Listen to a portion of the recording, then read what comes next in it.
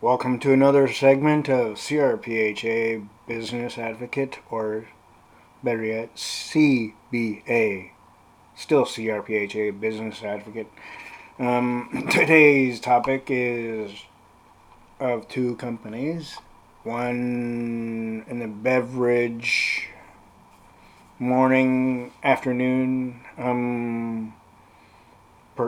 aspect, and one in the sense of the retail situation, be that electronics. Of course, as you saw on the front cover, let me see. I hope you did see in the front cover of Starbucks in Circuit City. We're going to start with Starbucks here. Okay, Starbucks was started, as everybody knows, in Seattle, Washington, up north of California. Um, and for some time since the expansion all the way to the Western market, and beyond to the Eastern market, that that Starbucks has been seen as one of those ritzy type coffee shops or cafes, if you will.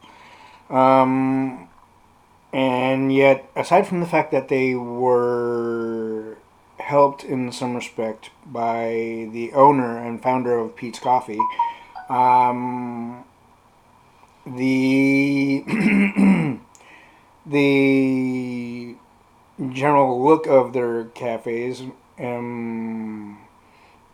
outside the signage, the general company signage, that it seemed to be one of those high pricey coffee shops, or the ritzy ones where only the top class go to it.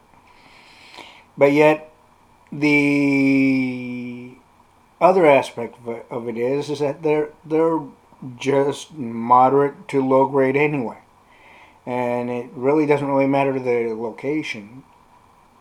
But with them adding tax to, say, uh, if, for example, if you want milk, or any other addition to your beverage, then they start. It's been essentially reported, even on the news, that they add an additional charge to it. They shouldn't be doing that because the charge should be already added into the the the cost and price of the beverage. But of course, they've attempted that anyway. Bad business move. The basic fact is that Starbucks has been choosing some good locations and some poor locations.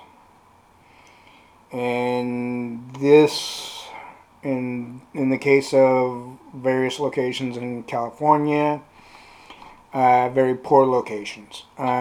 Basically,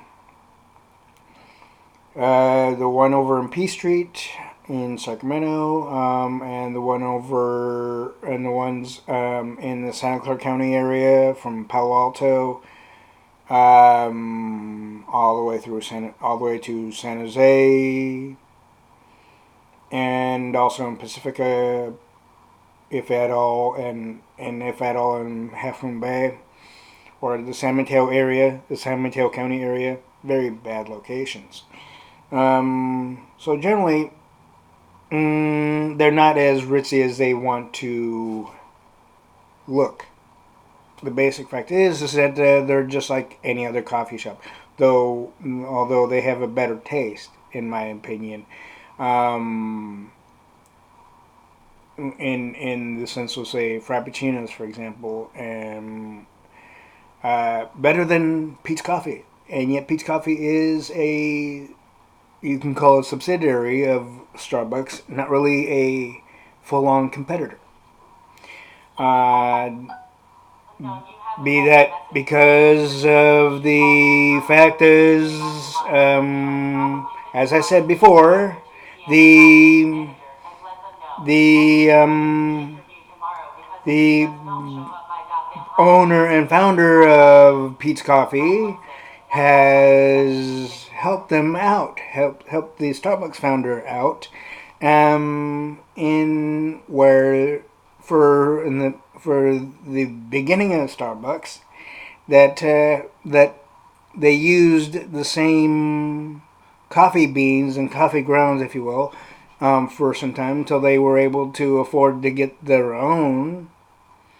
Um, uh, so essentially, Pete's Coffee shared their beans and coffee grounds with Starbucks founder for the franchise of Starbucks in the beginning. So you can call it Starbucks a subsidiary to Pete's Coffee. Even though I know many people who don't know that consider Pete's Coffee to be a competitor when they're really not. And with the number of closures that Pete's Coffee's had, secretly granted, also Starbucks has had newsworthy, granted, on that one as well. They still have not shown any business intelligence, essentially, especially when it comes to a customer appreciation. Uh, Although they tried to accommodate the general public by naming one of their frappuccinos a unicorn frappuccino type thing. It was a purplish beigeish whatever of a frappuccino, multicolored essentially. Of course, that went down the tubes. And of course, I was in connection with I guess a celebration thing to the LGBT, from what I understand. No coffee company is to do that, to gradually steer away from their norm, just to accommodate the particular percentage of the population, even in today's day and age, like they did with the unicorn frappuccino. Um, Yet when Starbucks did this, did Pete's Coffee, the subsidiary? No. Pete's Coffee kept on with their norm. Okay, um, and yet with that, Starbucks lost big time in the sales percentage. Pete's Coffee gained a percentage during that time of the unicorn frappuccino. Although many people may say, no, Starbucks got some popularity out of it. Not very big, not very widespread though.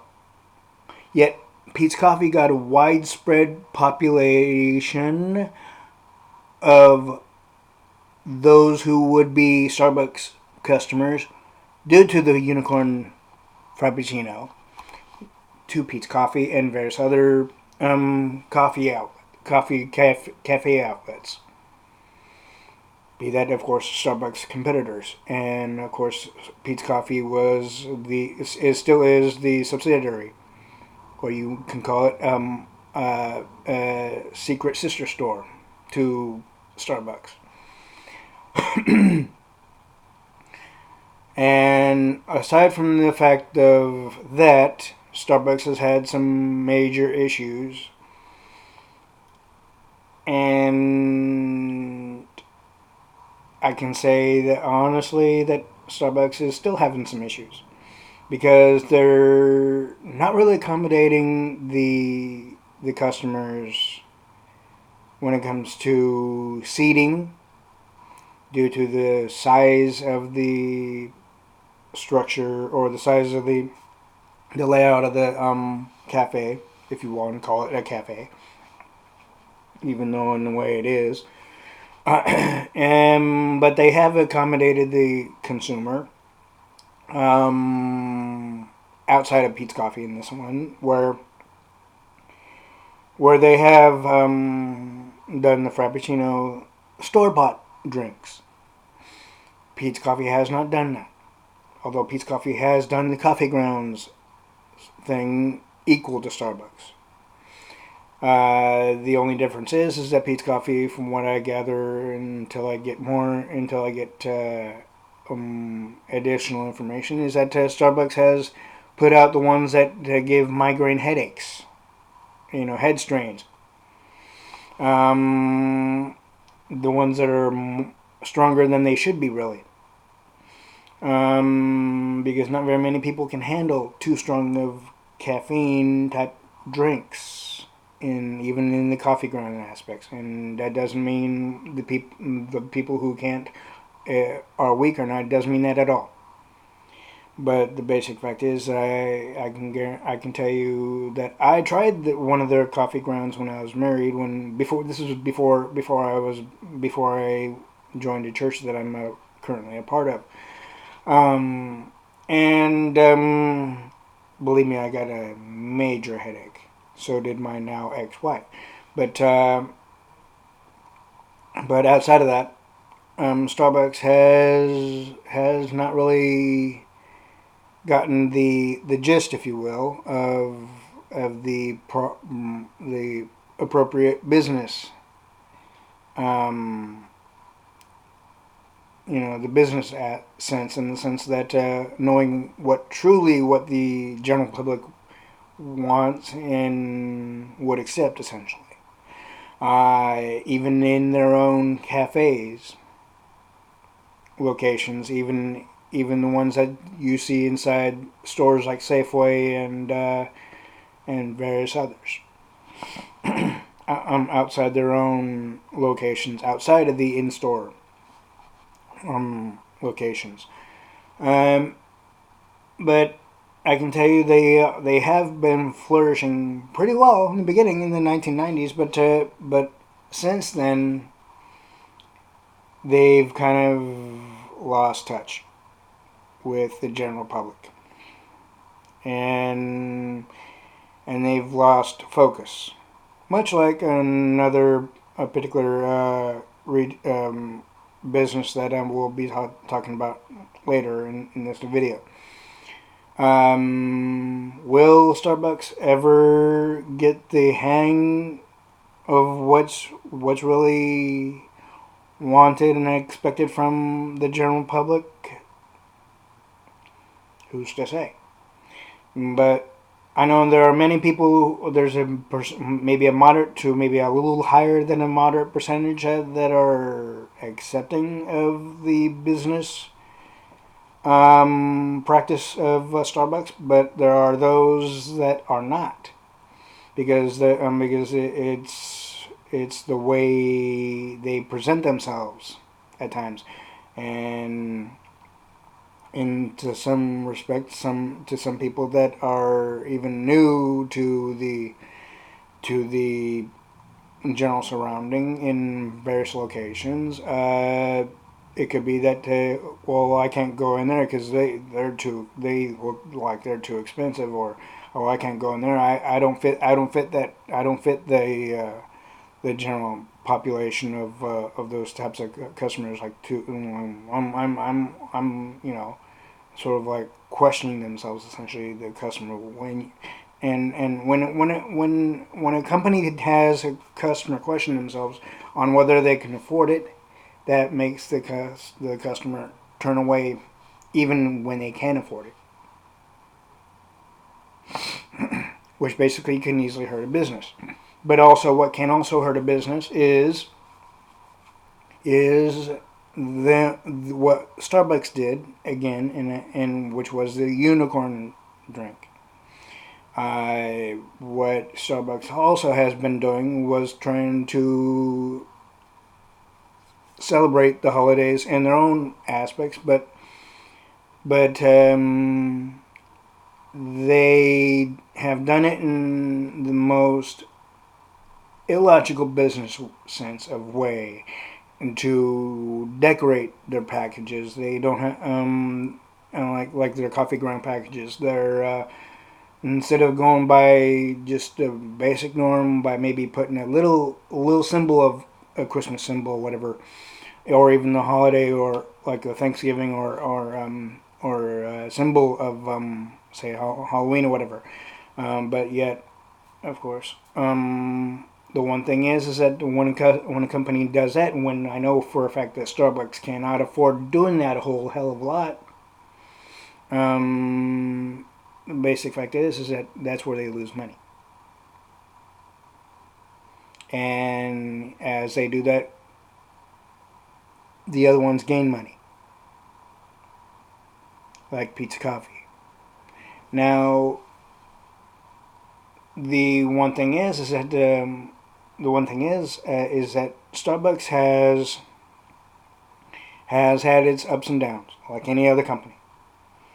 But the way they're going about things, especially when it comes to additional cost of to milk, cream, or sugar, or whatever the hell else, in which should be added to the cost, but still affordable. Until Starbucks gets that in straight to where it's not too damn costly, and to where they don't charge extra for additional cream, sugar, milk, whatever, then basically there could be a time to where they will turn into another Circuit City. Now, Circuit City it did have its positives. Sam Wurtzel was the founder, and Alan Wurtzel was the founder's son. The aspect of Circuit City was that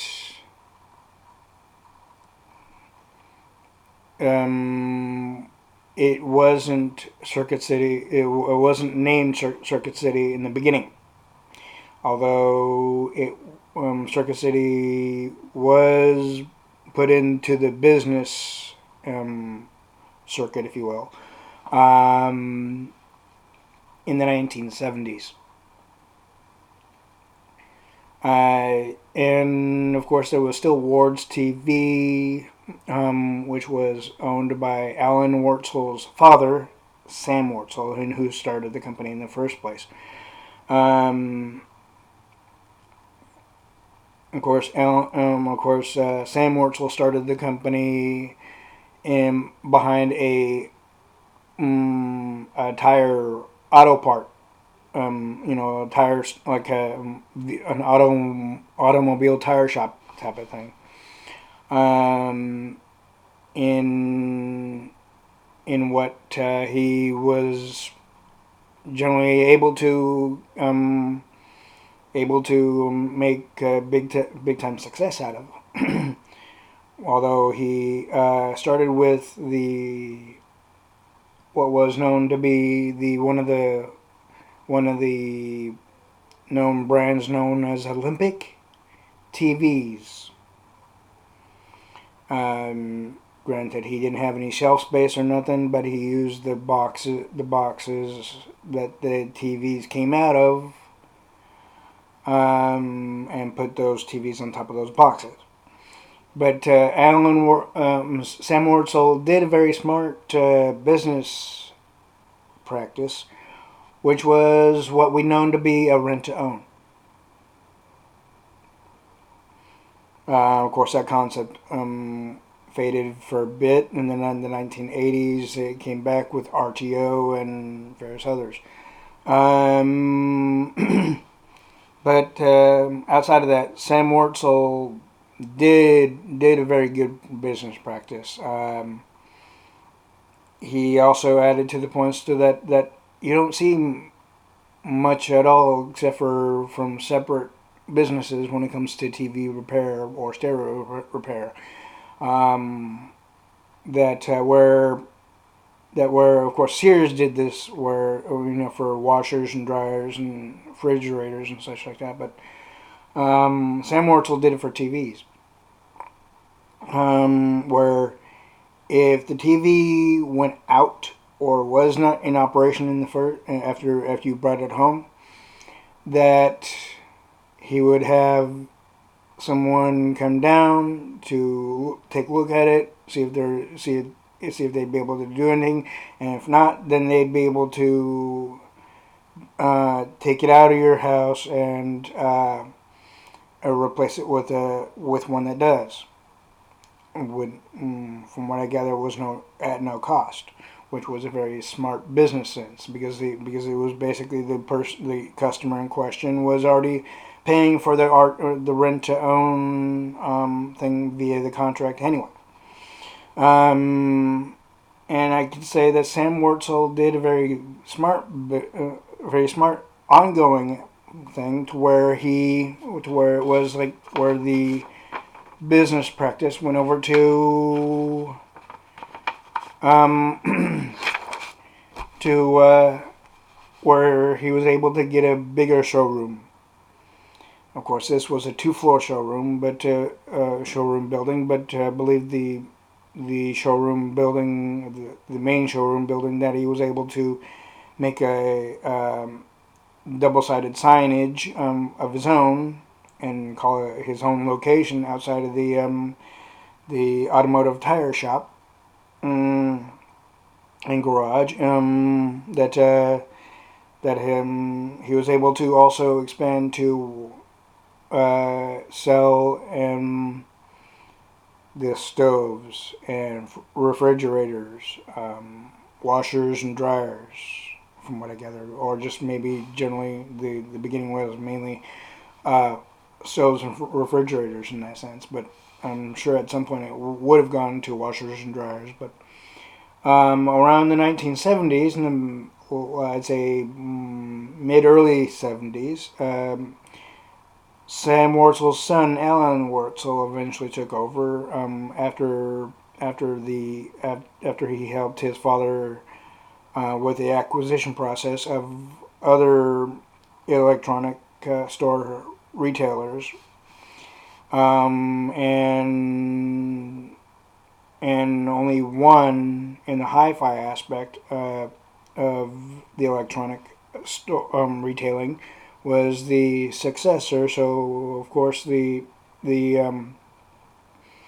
other ones they had to sell off and let go eventually. And of course with that, the success of that made it possible for the name change to be Circuit City in the 1970s. From that point on, Alan Wurtzel took over. Of course, that while Sam Wurtzel was still around, even with the fact of him being retired, I know that Alan Wurtzel still had him to help him through anything, to give him pointers, what have you, of the way what he should do and what he shouldn't do when it can do various numbers of issues and situations, I'm sure. But the basic fact is that when Alan Wurtzel took over and then eventually Sam Wurtzel passed on, Alan Wurtzel did very, very, very strong equal business sense to his father, Sam Wurtzel, when it came to Circuit City. But when it came to where Alan Wurtzel stepped down, is when things started going gradually awry, and where eventually Circuit City became to be known as the retailer to be, shall we say, non-existent. And of course the person that he put as his successor was by the name of Rick Sharp. Rick Sharp did very, very, very bad business sense. Aside from the fact that he was a already wealthy person, by in sense of a computer company of sorts, from what I understand, is that when he became Alan Wurtzel's successor, um, Rick Sharp made very, very chancy on the company's finances, especially when it comes to the company of Circuit City's finances and financial backing, by by spending way more than they can truly afford on the support and sales operations of Divix. Then he did various other chancy operations, but of course, after he stepped down, after Rick Sharp stepped down, Alan, his Rick Sharp's successor, Alan, did some chancy ones as well. But somewhere near the downfall, it became to where the retailer Circuit City ended up having the customers that would normally go over to Circuit City to get,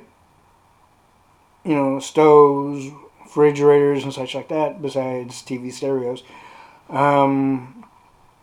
They turned them away to their competitors, and due to the fact of that is that at some point before they started turning their customers away that wanted to buy really good high priced items, and they figured, well, they wanted to make more room for computers and such like that, right?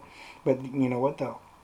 They could have done that, but still kept at least a moderate number of both stoves and refrigerators, and possible if at all washers and dryers.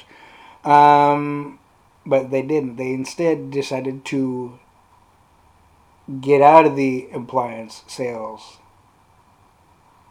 which was a very bad move. And with that, they had to retrain the ones that knew the appliance sales into different departments, if at all. And while they were going through that, they went through different management changes, and when they did that, they gradually, but every so often or so in the beginning, laid off a number of corporate office employees. Of course, that corporate office employee layoff and pink slip operate action was later put into almost more than every so often. The basic downfall of the company started somewhere after the fact that they thought, okay, Best Buy is going to be non-existent pretty soon, because eventually Best Buy, which was then to be Circuit City's competitor next to Target, Walmart, and Sears, and various others. But Best Buy eventually was able to build themselves up to where there was no commission sales operation. Even if you sold something, you don't get a commission, which was a very smart thing. Circuit City stuck with the commission situation. Of course, what made Circuit City go down even more in the business world, essentially, is that they started expanding with Alan Sharp at the helm, in the beginning way too damn quick. They started opening store after store after store after store after store after store, month by month by month by month, after maybe every few months or something, separate from the 1 month before, after anyway. Um, but of course, what also made the downfall happened even quicker was the fact that they purchased the bank in order to get their card, the Circuit City card, to where you're able to save by using that damn card with the store name on it. You're able to save on a purchase from Circuit City by using that damn card. But yet eventually they let go they let go of the bank operation of that, while the gradual downfall of Circuit City, and in between and even before that, they the corporate execs did a very bad move by using the company's finances and the store's finances and backing to start a new company in the automotive sales, knowing that eventually they were about to go downhill anyway at some point or another, but they didn't really foresee it. They thought, oh, they knew better than they knew more than what people may think or have expected, right? In business, you cannot do that, though. You cannot say, well, things are going good for us right now, so we might as well do this.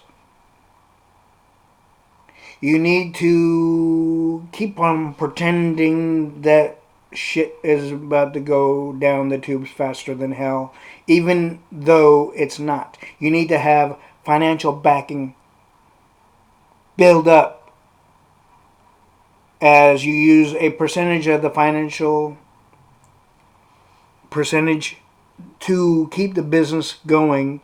And when it comes to new products, new items, and with that you have to make sure that it goes to within your own affordability. And if you do not, then eventually goes downhill. And the one thing is that the reason why they started opening store after store after store after store a lot quicker than they were really logically supposed to, was to appease.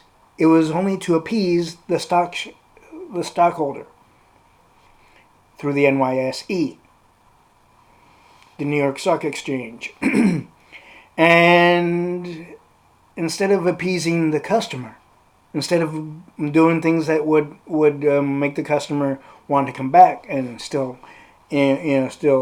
shop at their stores, aside from the bad locations, which eventually Best Buy and other retailers got the better locations.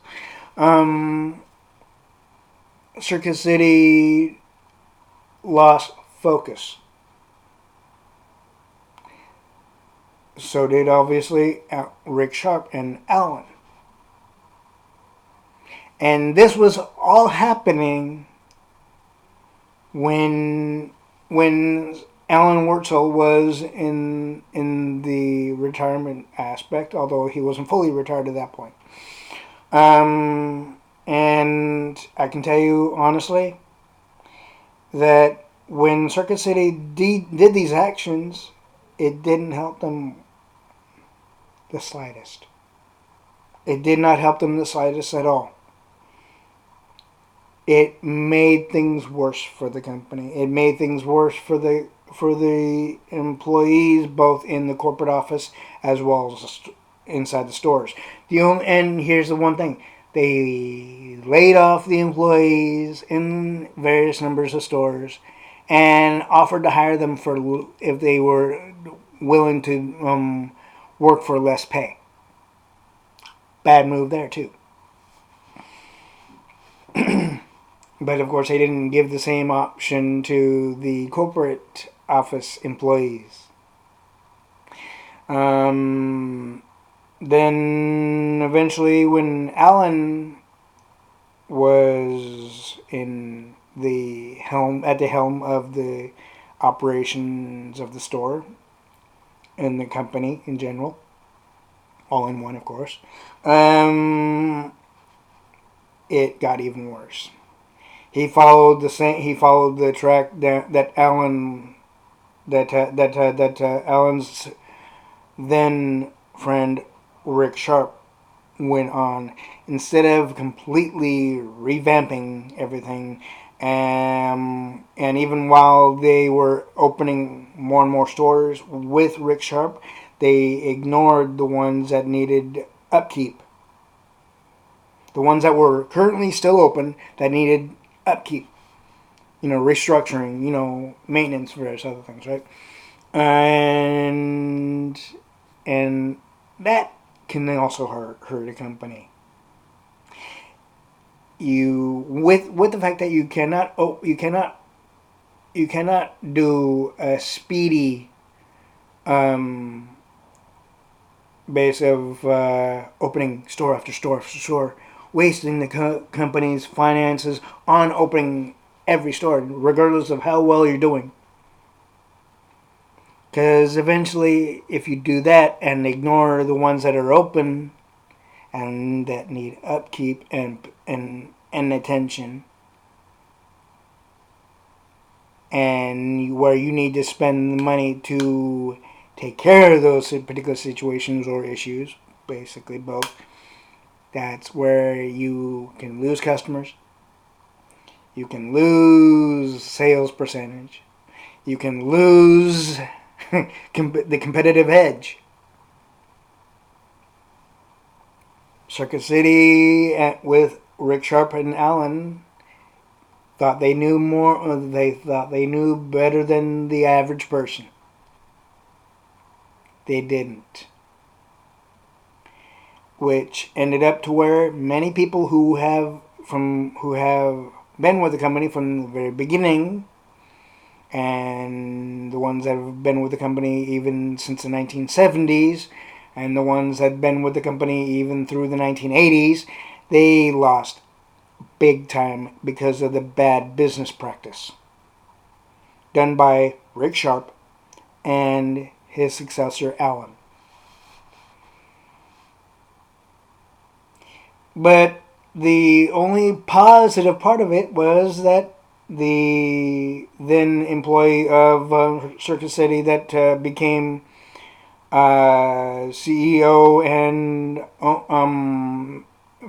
founder of CarMax, which everybody knows to be a automotive dealership in the sense of, say, um, something I think like Avis in a sense, but deep, much more in the ownership aspect of sorts, where you can buy a pre-owned vehicle for possibly equal to maybe lesser cost, but the value would be, and the value of the vehicle would be pretty much equal to what you'd be able to get in normal automotive dealerships, right? That eventually became to where CarMax became its own company. It had no connection, financial connection to Circuit City. Of course, the corporate execs of Circuit City did the bad move by using the retailers' finances and financial backing to orchestrate that operation of opening a automotive dealership in the sense of CarMax. And they did it in the very, very bad time. It was a very, very, very bad business sense and practice and bad timing all in one. The other aspect is that Alan didn't really do any. Rick Sharp's successor Alan did not do any better. And it basically led to where the company went into Section 11, much like Kmart did. Of course, it didn't really help because they lost out on when it came to the commercialized court. The commercialized court completely denied their request. And while they were going through the process of Section 11, Circuit City gradually and ever so, and not really rapidly exactly, but ever so steadily laid off employee after employee after employee, mostly in the corporate office. But yet, when they started closing stores is when they had to let go of the employees inside their stores. At least the ones that were still open at the time. And then when they got to the points of their final store, or final number of stores that they closed, it was almost more than inevitable after the fact that Circuit City was denied the request from the commercialized court during the commercialized bankruptcy of Section 11. Process was still going through. And then they went into where they were essentially taken over by another company that basically took everything of the company. I mean and they took every piece of the company. But of course, before all that, and I believe it was Rick Sharp was still at the helm of the company in the corporate office. Alan Wurzelbaum paid a visit.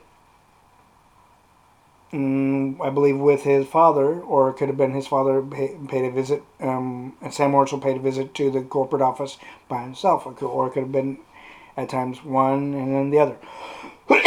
But nonetheless, that one of the employees in the corporate office talked to the founder, the main founder that started the whole fucking thing in the beginning, under the ward's name granted, before the rename of Circuit City.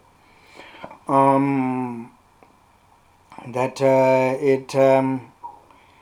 got to the point to where he said, where Sam Wurzel said straight up to the office employee, and the office employee later said this on one of the videos of Good to Great to Gone. Don't let them fuck up my company, he said. He said that Sam Wurzel said. Sure enough, even if he did put that through to any of the execs or not, who's to say? He didn't mention that part of it, but if he did, it didn't really matter to him because the corporate execs, even Rick Sharp and Alan, thought they knew better than what they were told, and they, even though they may have seen certain bad vibes or bad, shall we say, reactions to their decisions in the business, they thought, well, no, we can recover from this. They didn't, because if they did, they would still be around, wouldn't they? Even today, they would still be around. The basic fact is, all in all, Circuit City went to the points of non-existence. What Kmart would have easily done, what Mervyn's ended up doing, was the points of non-existence. All in all, the employees that were a part of the company, both in store and corporate office, at least one of them, next to the one that operated and owns CarMax, went on their own business venture. Some went into working for other companies, and some and then only a small number of them went into owning their own company. Who's to say if those same companies that they went into um, next to a card company, I believe one of them was, um, if they're still around, really. But I can tell you that with all that, after about 4.25 years, if not less than that, from my estimation, it was roughly about three and a quarter, roughly. After the demise of Circuit City, there was talk about Circuit City making a comeback. And at this point, Radio Shack was around. In that sense, that Radio Shack was about to go down down the proverbial business demise of its own. But before that happened, and before Circuit City went to a complete demise, they started liquidating their assets and what have you. That one thing I forgot to mention, which I do apologize. And the other aspect of it is that when about like maybe 3.25 years or so, that there was talk about Circuit City making a comeback from the company that currently owns them, owns the name, say and whatnot of Circuit City. I The thought was that if Circuit City was to make a comeback, it'd be the size of a Radio Shack store. And Radio Shack, we know, wasn't that big of a store, was it? But of course, there was more talk of it than there was action. And there's still more talk of it from time to time than there is and has been action.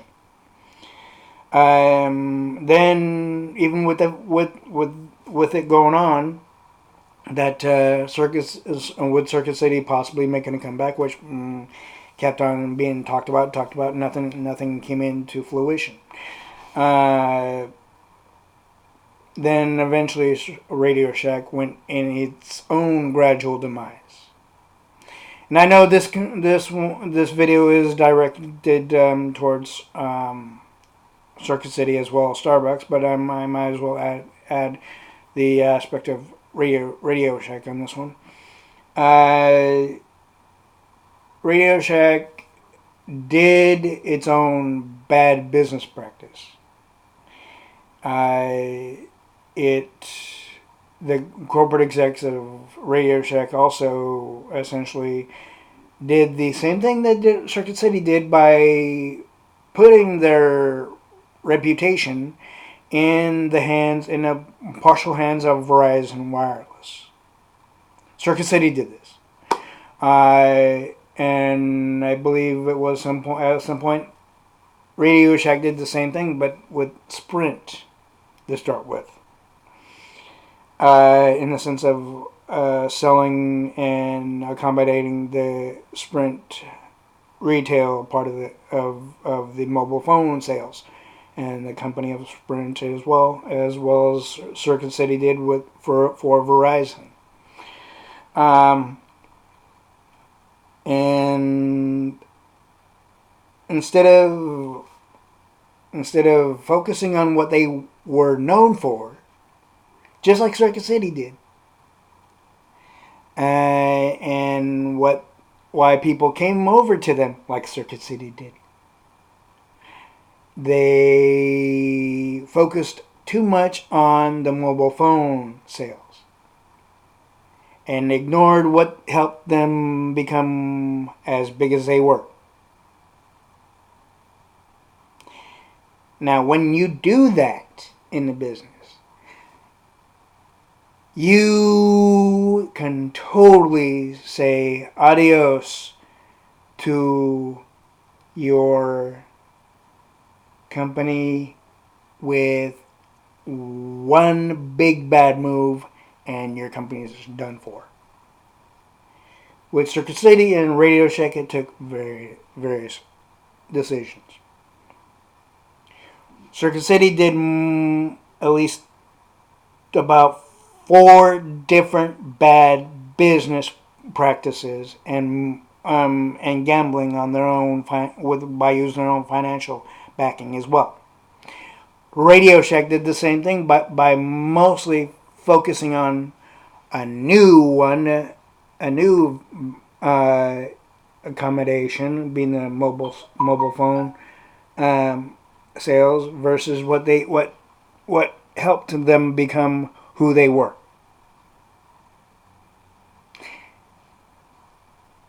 Instead of welcoming in the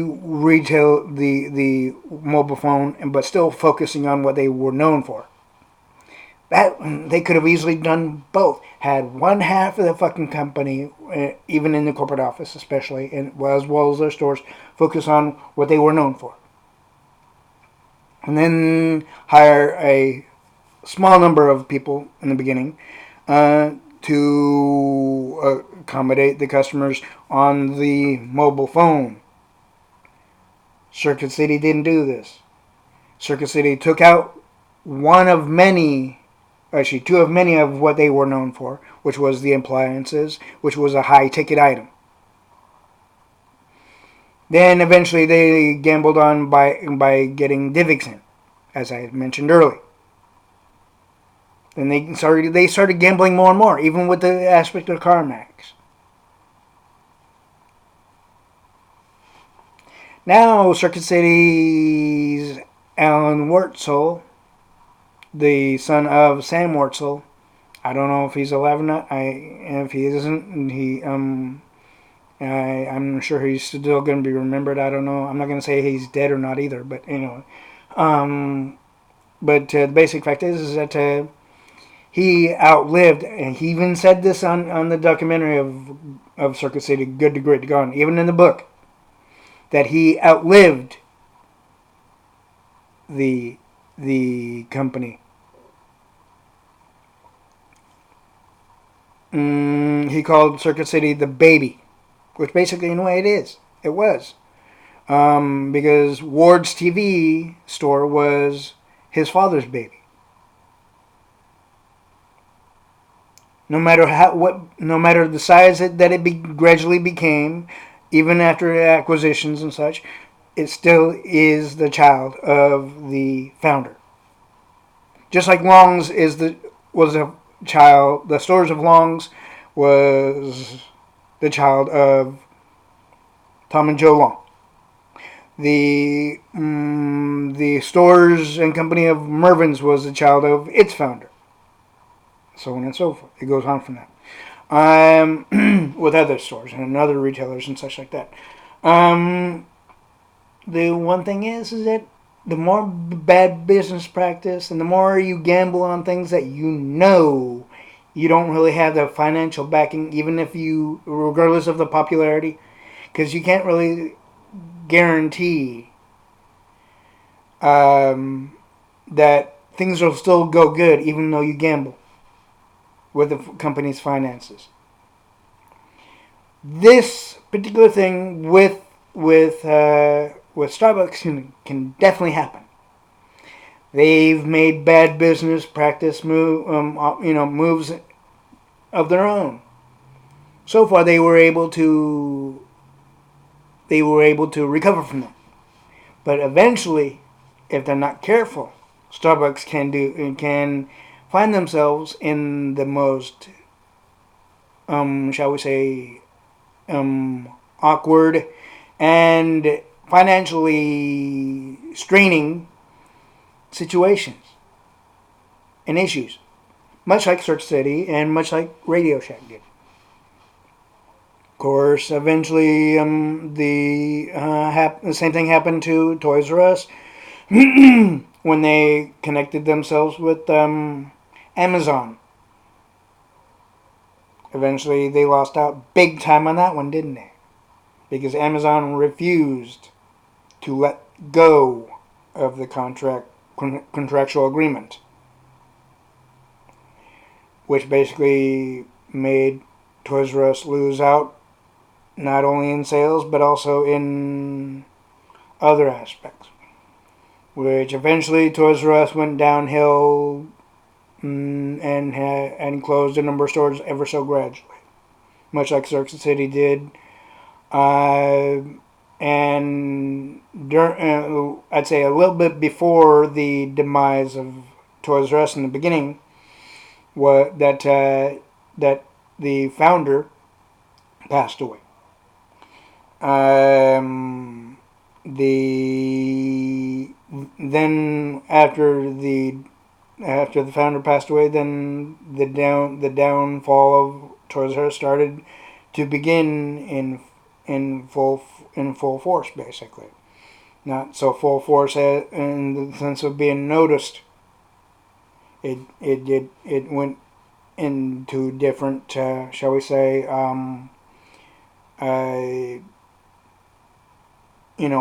different sections of each different market, Western, Central, and Eastern, within the retail market. And of course, with the fact that that happened, eventually within about less than a half a year, Toys R Us tried to sell off what they could. They weren't able to, 100%. And so now, Toys R Us made a very gradual comeback, but only in Jersey, as well as maybe like, I think it's in Dallas, somewhere in Texas. And who's to say if they will expand from that? But it is my thought that Toys R Us is only in existence right at current, even in 2020, only for one reason. And until that reason is done, which basically is that they would be able to sell off their inventory that they weren't able to sell off before the complete closure of the larger chain of stores of Toys R Us. Then after they're able to sell off their current inventory, then eventually Toys R Us might, and I'm not saying they will, but they might go into the points of non-existence again. Or if things go well enough to where they feel that they want to expand gradually as big as they were in the beginning, and then in what would be known as their past. Who's to say? It may be better for them, but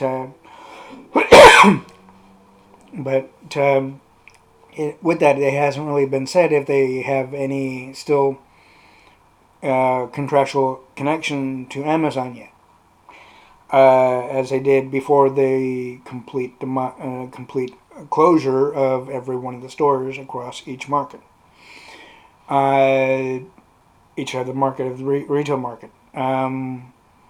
Will this sort of thing happen to Starbucks and Pete's Coffee?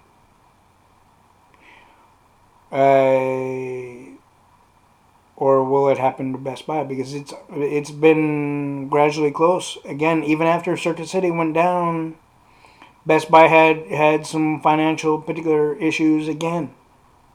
After Circuit, about maybe a year or less after Circuit City went completely to non-existent. Much like they did while Circuit City was running. Yet one former employee said that of Circuit City, they could have easily bought Best Buy and taken them off the map. Would that have been a positive thing to do, even in the financial aspect? No. It would have been a positive on the competitive aspect, granted, yes, but not in the financial. Because they were pretty much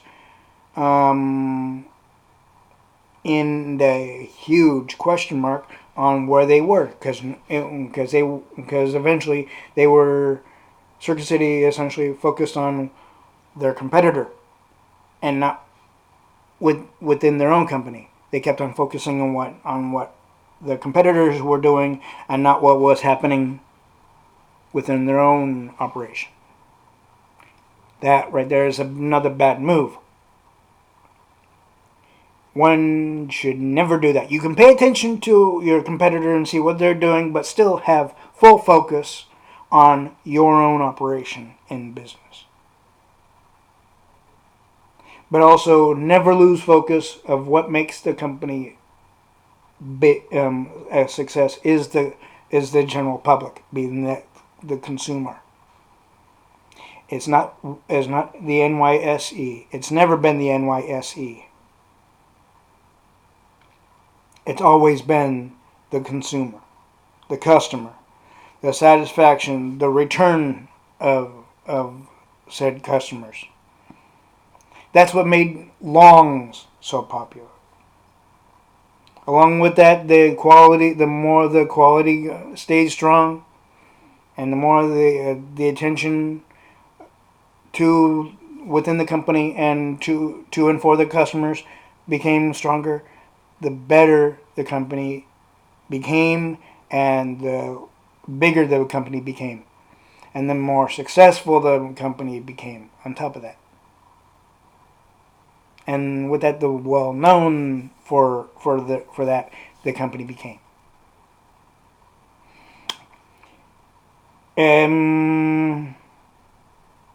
Now there is a question: what will Starbucks do after people hear this video? Will it hurt them? I'm not trying to hurt a company. I'm just trying to help companies understand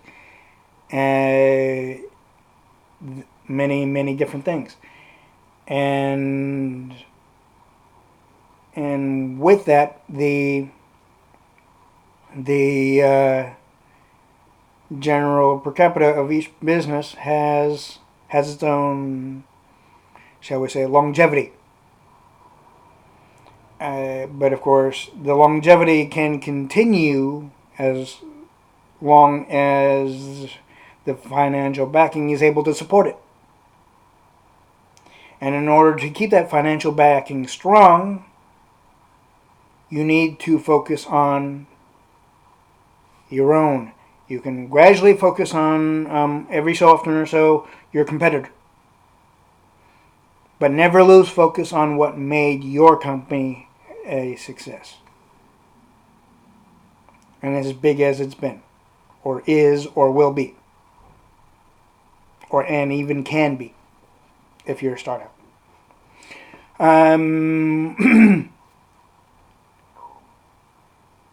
You could say there's a learning aspect of the operations of Circuit City, Radio Shack, Mervin's, Woolworths, what have you. But the basic fact is that each thing is different. You can take a percentage of what the bad moves and successes that the companies I mentioned have done and did not do, but never lose focus on what you could do possibly better than what they did and what they could have done. If you have any questions and if you want to talk, please reach us on our C.R.P.H.A. Business Advocate page on Facebook. And if you have any questions, you can comment on the comment section below this video. I will possibly make another video on the business advocate aspect or not, of when, I'm not sure, of what topic I'm not sure as well. But all in all, in that aspect, I will inform you on my Business Advocate Facebook page. Um, and we along the way we shall see what happens to Toys R Us. We shall see if Circuit City does make a comeback at any given point along the way, if at all, and we will see if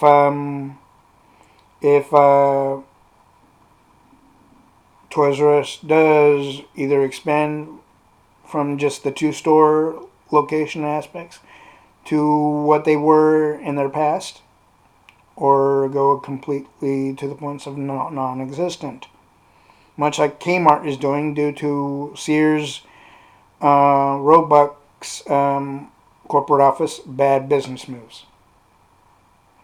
Of course, Sears is gradually going down as it is, and there's not very many stores of both Sears and Kmart left at this point right now anyway. Which basically they're following the same basic existence as Circuit City currently. Outside of there being another Circuit City in the size of a Radio Shack. Which is still, again, being talked about. This is C.R.P.H.A. Business Advocate.